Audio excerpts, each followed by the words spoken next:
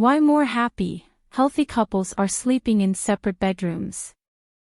I always assumed it said bad things about my capacity for intimacy that I've often thought, should I one day make the grave error of moving in with a romantic partner, I would want us to have separate bedrooms. But it turns out I'm not the only one whose romantic ideals center around plenty of space and solitude. Various books and articles about happily cohabitating partners who live together but sleep in separate bedrooms have begun popping up in recent years, and coronavirus lockdown conditions have done little to discourage the idea. With couples spending virtually every waking hour together amid the pandemic, alone time is becoming an increasingly scarce, valuable commodity in many relationships.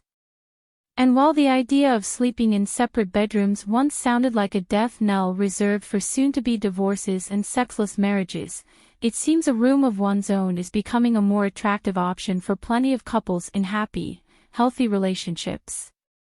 Traditionally, we assumed that couples who slept apart were either having relationship issues or had lost the desire to be intimate, says relationship expert Susan Winter. Today, that's not the case.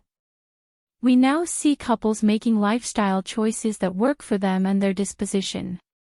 As accepted norms about sex and relationships continue to shift in the face of challenges to preconceived notions of monogamy, gender, and sexuality, many people are beginning to break with other traditional relationship dynamics as well, including sleeping arrangements.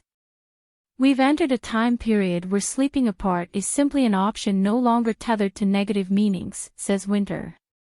Nowadays, we can tailor our relationships to suit our needs. We don't need to follow old rules that don't serve us. Sweet dreams are made of solitude. There are plenty of reasons some partners may choose to sleep in separate bedrooms, many of which are purely logistical. People tend to correlate intimacy with sleeping together, says Jack *, a 32-year-old whose last relationship involved separate bedrooms. But at the literal end of the day, sleep is just sleeping, a biological function necessary for human survival. And many people, even people in love, find that it's simply easier to complete that biological function alone. We were both very aware of the fact that when we sleep in a bed with another person, we don't sleep as well, says Jack, who adds that even before moving in together, he and his former partner would take separate beds any time the option was available. When we decided to live together, we made a point to rent an apartment that had 2 bedrooms, he says. That was a very conscious choice because we both knew that we didn't want to share a bed and didn't want to share a room. The reality is you and your partner can be a perfect match during waking hours and still make terrible bedfellows when it comes time to turn out the lights. Maybe one partner snores or one is a blanket hog. Maybe you have radically different sleep schedules or room temperature preferences, or maybe you just don't sleep as well knowing there is another unconscious human breathing the same air as you. Whatever the reason, bad sleep is bad for you and for your relationship. Research has shown us the value of a good night's sleep. If you have a partner who tosses and turns at night, your sleep cycle is interrupted, says Winter. Lack of sleep makes us overly emotional, prompting bickering and arguments, which aren't particularly well known for being ideal ingredients in a healthy relationship. The couple that sleeps apart stays together. None of this is to say that it's bad or ill-advised or retrograde for partners to enjoy sleeping in the same bed together. That traditional arrangement may still work fine for many couples, not to mention it's also a much more economical option.